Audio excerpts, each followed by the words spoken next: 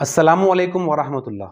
दोस्तों, बच्चों की तरबियत या पेरेंटिंग की एक बुनियादी एक लाजमी खसूसियत ये होना चाहिए कि पेरेंट्स और बच्चों के दरमियान में आपस में बॉन्डिंग हो, उनके ताल्लुकात बहुत मजबूत हो, आपस में एक अंडरस्टैंडिंग हो। अगर ये चीज़ नहीं होगी तो पेरेंट्स अपने बच्चों की, अपने औलाद की सही तरबियत नहीं कर पाएंगे, सही पेरेंटिंग नहीं कर पाएंगे। लेकिन आज आप जानते हैं कि आज एक बहुत बड़ा इशू ये है पेरेंटिंग में कि आज माँ बाप और बच्चों के दरमियान में एक अच्छी बॉन्डिंग नहीं है, एक मजबूत ताल्लुक नहीं है, एक खुशगवार रिलेशनशिप नहीं है। आज बच्चों के हवाले से माँ बाप का एक बहुत बड़ी शिकायत और कंप्लेन ये होती है कि बच्चे उनके करीब नहीं हैं, बच्चे उनके साथ रहना पसंद नहीं करते हैं, बच्चे उनसे दूर जाते हैं, उनकी दोस्तियां, उनकी मोहब्बतें और उनके ताल्लुकात घर के बाहर परवान चढ़ती है, लेकिन घर में उनके जो रिलेशंस होते हैं, उनके जो ताल्लुकात होते हैं, वो बहुत ही नाखुशगवार और बहुत ही कमज़ोर होते हैं। तो आज की इस वीडियो में मैं 4 बहुत ही सिंपल ऐसे तरीके बताना चाहता हूं कि उन तरीकों को अगर इंशाल्लाह हम फॉलो करेंगे तो माँ बाप अपने बच्चों के साथ एक बहुत ही मजबूत बॉन्डिंग बना सकते हैं। अगर माँ बाप ये चाहते हैं कि वो उनके बच्चों के साथ उनकी एक अच्छी बॉन्डिंग हो, बच्चे उनसे करीब रहें, तो सबसे पहला काम ये करना है कि वो बच्चों से उनके दिन भर के हालात के बारे में दरियाफ्त करें।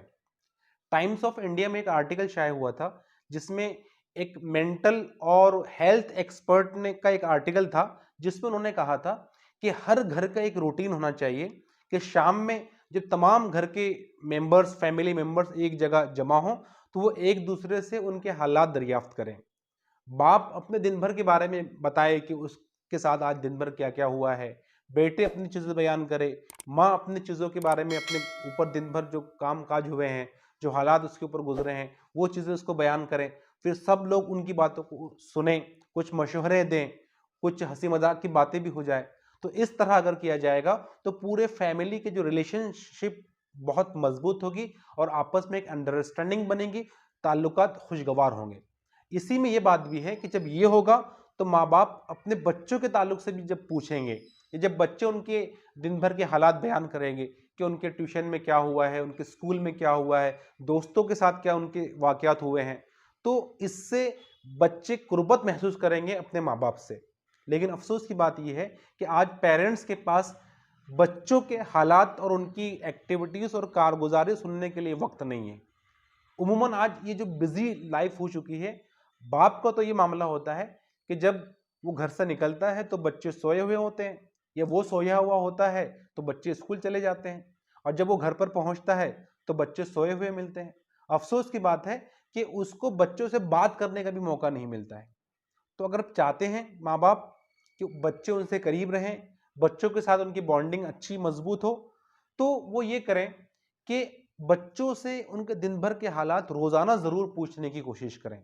इसमें यह बात भी होगी कि बच्चे के साथ कोई अगर मेंटल इशू है, कोई प्रॉब्लम से वो गुजर रहा है, कोई उसके साथ कोई मसला जुड़ गया है, वो परेशान है, लेकिन जब आप एक रूटीन बनाएंगे उसके दिन भर के हालात को जानने का, तो वो मसाइल आपको मालूम पड़ेंगे, आप उसकी प्रॉब्लम सॉल्व करने के अंदर इन्वॉल्व हो गए और आप उसको मशवरे दे सकते हैं।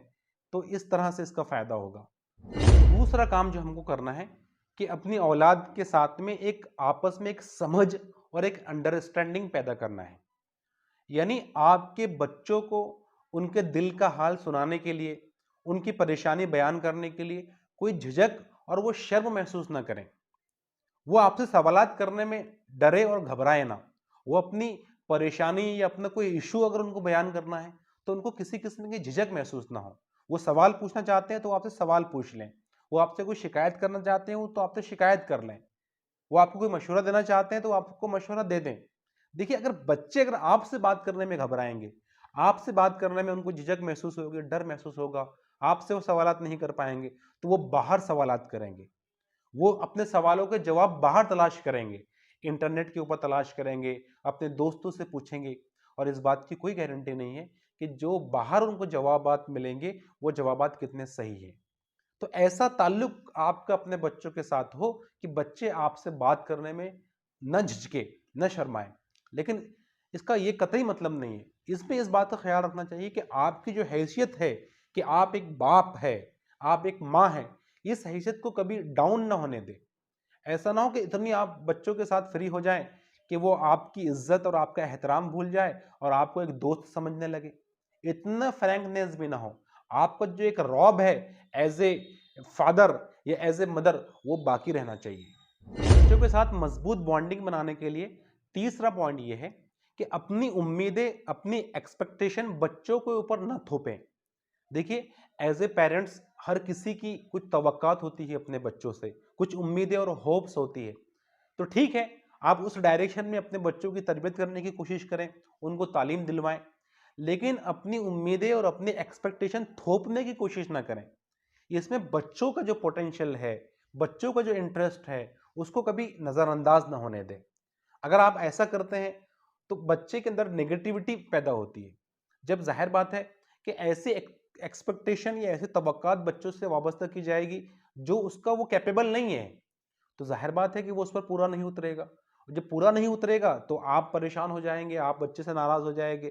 तो जब आप बच्चे से नाराज हो जाएंगे, परेशान हो जाएंगे, तो बच्चे के अंदर स्ट्रेस डेवलप होगा, बच्चा कोई मेंटल इश्यूज का शिकार हो सकता है। तो कोशिश करें कि अपनी तवक्कात बच्चों पर थोपने की कोशिश ना करें। तवक्कात आप वाबस्ता कर सकते हैं, बच्चों से शेयर कर सकते हैं, लेकिन अगर बच्चा उन पर पूरा नहीं उतर रहा है तो ऐसी बेजा और गैर जरूरी एक्सपेक्टेशन बच्चों से वाबस्ता ना करें। दूसरी बात, बच्चों से कोई नेगेटिव कमेंट ऐसे ना करें कि जो उसकी सेल्फ रिस्पेक्ट को, उसकी सेल्फ स्टीम को डैमेज करते हैं। आप ये ना कहें कि तुम नहीं कर सकते, तुमसे नहीं हो पाएगा, या तुम तो निरे निकम्मे हो, या तुम बिल्कुल कुछ नहीं कर पाओगे, तो अपनी ज़िंदगी तुम खराब कर लोगे। ऐसे कमेंट ना करें। कोशिश करें कि बच्चों से पॉजिटिव एक्सपेक्टेशन रखें, मुस्बत तवक्कात उससे रखें। इस पर हमने एक बहुत ही अच्छी की वीडियो बनाई है पॉजिटिव एक्सपेक्टेशन पर, वो ज़रूर आप देखें। चौथा पॉइंट ये है कि बच्चों की जितने मौके आपको मिलते हैं, बच्चों की तारीफ करने की और उनकी अप्रिशिएट करने की कोशिश करें। अगर मौके बज़ाहिर आपको नजर नहीं आ रहे हैं तो ढूंढ ढूंढ कर ऐसे मौके तलाश करें कि जब आपको बच्चे की तारीफ आप करते हो और उसको हौसला अफजाई आप करते हो। मुझे ये बात कहने में किसी किस्म का कोई डाउट और झिझक नहीं है कि आज जितना माँ बाप बच्चों को रोकते टोकते और मुख्तलिफ काम करने से मना करते हैं, उनको डांटते हैं या उनको सजा देते हैं, उतना उनकी तारीफ नहीं करते हैं, उतनी उनकी हौसला अफजाई नहीं करते हैं, उतना उनको अप्रिशिएट नहीं करते हैं। आपको उनको अप्रिशिएट करने के लिए या उनकी तारीफ और हौसला अफजाई करने के लिए कोई बड़ी बड़ी उनकी अचीवमेंट्स को तलाश नहीं करना है। बहुत छोटी छोटी चीज़ें जो दिन भर की रूटीन में आपको नजर आती है, आपको उस पर बच्चों की हौसला अफजाई करना है। मसलन ये कि बच्चे ने खुद से खाना खा लिया तो आप उसकी तारीफ करें, बच्चे ने खुद से कपड़े पहन लिया तो आप उसकी तारीफ करें, बच्चे ने आपकी खुद से अपने बालों को जमा लिया, उसको संवार दिया, तो उस पर आप तारीफ करें। ऐसी छोटी मोटी चीजें जो जिसको पर आपकी बिल्कुल तवज्जो नहीं होती है, उस पर जब आप बच्चों की तारीफ करते हैं तो वो काम करना, दोबारा करना बच्चों के लिए आसान हो जाता है। और इससे एक बड़ा फायदा ये होता है कि ऐसा करने से बच्चे के सेल्फ कॉन्फिडेंस के अंदर इजाफा होता है, उसका एतमाद बढ़ता है, और बच्चों की शख्सियत में अगर कॉन्फिडेंस अगर आ जाए तो ये खूबी हर मैदान में और हर फील्ड में उसको फ़ायदा पहुंचाती है। तो उम्मीद करता हूं कि ये 4 तरीके आपको पसंद आए होंगे और आप इसको अप्लाई करने की कोशिश करेंगे। शुक्रिया, जज़ाकल्लाह।